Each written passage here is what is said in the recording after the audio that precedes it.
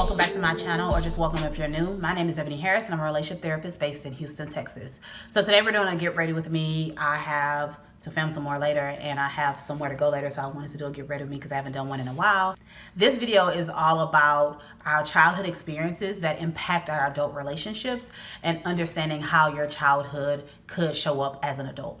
And so I wanted to give 5 ways that your childhood impacts your adulthood, because that's something I see a lot where people are acting out or going into relationships or dating, or even just the way they think about people, is a lot of it is based on what they've experienced, specifically what they've seen and experienced as a kid. If that's something you want to see, make sure you stick around. I hope you enjoy it. Okay, so I'd already done my eyebrows and stuff, so I'm gonna start with just, I've been doing if I do any videos, I do a very simple face. And if you watched one of my vlogs, I did a Target haul where I found some brands that I want to try, and so that's become my go-to simple face when I'm doing videos.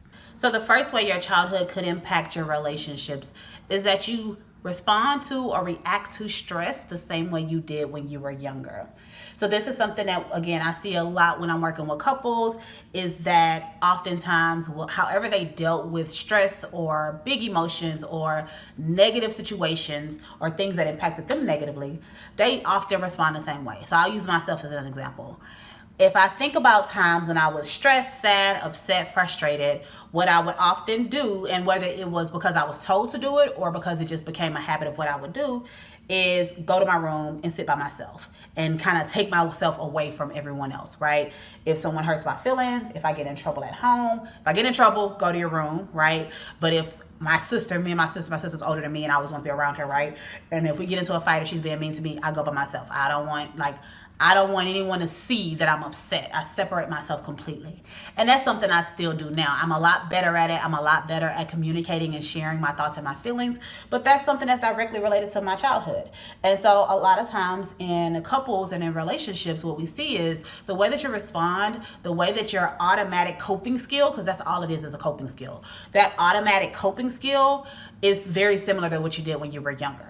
So if you were a person that over-explained and talked a lot and needed everybody to understand where you came from and why you felt that way and all that kind of stuff, then you might do that as an adult. And when you are feeling stressed, upset, hurt, whatever, you might try to explain, because you need people to get why you're so upset. Whether that's explaining to your partner or explaining to other people just so people can be on your side. Who knows?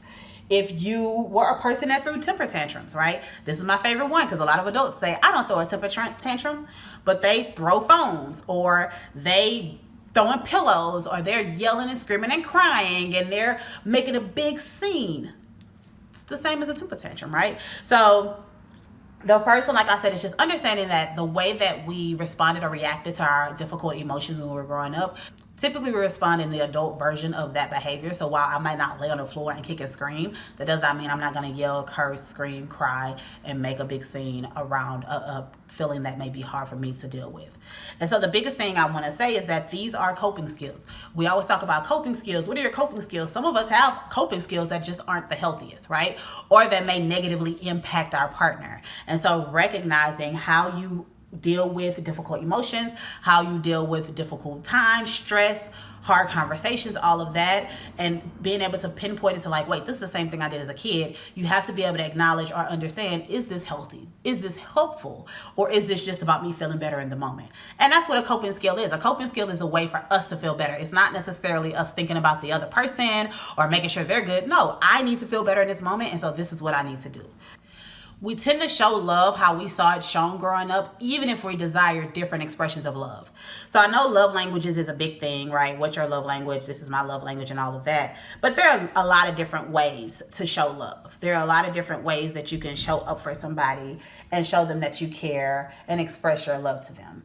But we often do it the way we saw it growing up. So this is why people say, oh, well, I'm not really a touchy-feely person, because growing up, we were not huggers. I didn't cuddle with my parents. I didn't lay up under them. That's just not what we did. And so the norm became oh, I know they love me. I know I love you, but that doesn't mean I have to touch you to love you, right? Or if your family, let's say you had an absent parent, but they always bought these great gifts, right? Then you might do that. You may not show up emotionally for your partner, but you know how to get a really good gift. And so even though sometimes we desire different languages, we often show the way we love in a way that we saw growing up. Now, also, we are very sensitive to the other ways that we want to be loved, right? And so sometimes it might be like, oh, you're a gifts person because that's what you saw, so you like to give gifts and you like to receive gifts. But the reality is you prefer physical touch. But the reality is you prefer quality time because that absent parent wasn't there. And maybe you haven't made that connection. You just automatically do it the way that you saw growing up. But a lot of our ways of expressing love and receiving love is based on what we saw growing up. It's based on how our parents showed up for us, or how the people that were older than us, or the people that were around us, showed us love and care. Number 3 is one that I feel like most people don't even think about. I think they think about one side but not the other. We are attracted to the positive and negative traits that our parents displayed. So again, caretakers, parents, people that were adults and important figures in our life growing up, we are attracted to the good, which typically we are aware of, but we're also attracted to the bad. So while a lot of us are very aware, like, oh, my dad was hardworking, or my mom was sweet, or my mom was, very direct, or my dad was laid back, we recognize those things and we see those things as positive traits, and that's what we kind of consciously and subconsciously look for in a partner, right? But along with that, we're also attracted to the negative traits. So if one of your parents are stingy, if one was absent, if one was emotionally distant, if one was jealous, or if they were self-centered. So whatever these traits are that we saw in our parents, both positive and negative, we are attracted to. And attraction, I know it sounds weird to say, why would I be attracted to negative things? But attraction is just, this feels familiar and comfortable, and so I'm drawn to it, right? And so that means what we saw growing up feels familiar and comfortable, and so we tend to be drawn toward it. So this is why, along with those positive traits that you love and enjoy and like really appreciating your parents, you're also attracted to those negative traits. You also are drawn to those negative traits. And so this is why often when we look at our parents' behaviors, their relationships, their experiences, we tend to recreate those. We tend to show up in a way that is very similar to the people that raised us. And so because of that, we end up seeing patterns repeated. And the reason for that is because we often want to see if this person would treat us or act differently toward us because they care about us. But that's a whole different story. So so the things that we saw in our parents, the good and the bad, we're attracted to, and we often seek partners that have a mixture of those traits. Also, a lot of the beliefs we have around relationships, dating, sex, men and women, just all of the beliefs, a lot of the beliefs that we have that we hold so truly to aren't even our own beliefs. These are beliefs that we have gotten from watching our parents, how they interact with each other, watching how they talk about each other, watching how our grandmothers talk about men, how our grandfathers talk about women. A lot of our beliefs on our own. We get them from watching the people around us, how they interact with each other, how they show love and care for each other, how they decide whether or not they want to stay or leave, how they talk in general about the opposite sex or the same sex or whatever. That informs our beliefs. And so recognizing that your beliefs are not even your own makes it a little hard to stand so strongly in them. Not that hard, because a lot of people still do it. But when you recognize, like, this didn't come from me. These aren't my experiences.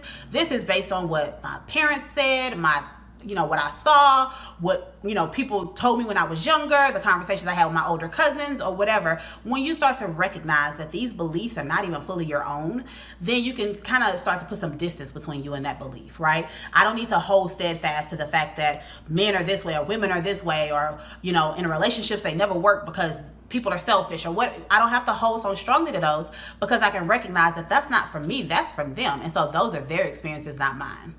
Okay, so last but not least is understanding that most of, maybe not all, but most of your triggers were developed in your childhood. Most triggers come from unmet needs. Most triggers that we have, if you go deeper into it versus it just being, oh, this person didn't call me, right? Or, oh, I'm triggered because they said this about me or whatever. When you really take some time to go deeper and really understand more about what's behind that initial trigger, what's behind that initial feeling, what comes up, what you recognize is our triggers are typically just unmet needs from our childhood. So if I'm frustrated that my partner doesn't want to spend a lot of time with me, or if I'm frustrated because my partner made plans and then continues to cancel them with me, Not saying that's not an important enough reason to like have a discussion and try to figure that out. But when we get so upset and so hurt and so frustrated and it becomes like a bigger thing, oftentimes it's because it is something that we experienced at a very young age. And it is something that we don't want to do again, right? Maybe when I was younger, I didn't have a lot of friends because people were mean to me. Maybe when I was younger, my parents would leave me by myself, right? And so then if I'm at home and my partner doesn't come home till 4 or 5 o'clock in the morning or doesn't come home that night, I might be triggered by that. And that may be because when I was younger, my parents would go out and leave me at home by myself and I wouldn't know if they were coming back or not, right? And so recognizing that sometimes those unmet needs, if we felt like we needed protection. So if we're dating someone who, when the opportunity comes, they step back, they don't protect us, then it makes it very hard for us to trust that they can protect us, and that can become a big thing for us. So identifying that our triggers can be really, really closely related to our childhood unmet needs, things that we wish we had gotten, and that we're hoping to get from a partner. Okay, so that is it. And my makeup is done. Those are the 5 ways that your childhood could impact your relationships. So go through those and really take an assessment of your relationships or your dating experiences and see how much of this matches. Let me know in the comments, do any of these resonate with you? Do you recognize, oh crap, my childhood, I experienced this and this is why I go through the same thing in my relationships, or my belief system is very similar, right? Take some time, look at your dating relationships, look at your current relationships, and see if there is any familiarity related to your childhood and where you are now. Feel free to like this video if you like this video. Subscribe so you can know when new videos come out, and also feel free to share, comment, all of the things. I really appreciate you for watching, and I'll see you soon. That's all. Bye.